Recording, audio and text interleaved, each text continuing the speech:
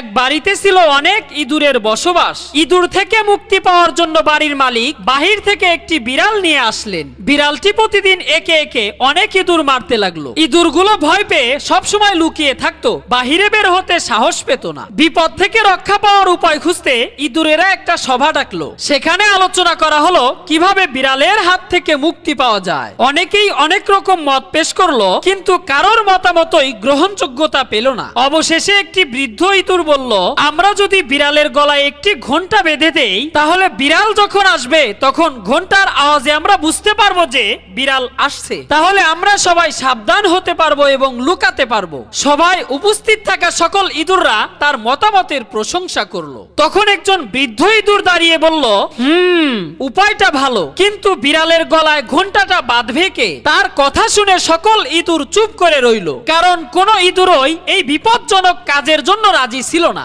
বন্ধুরা, কাজের কথা বলা যত সহজ, করা তত সহজ নয়।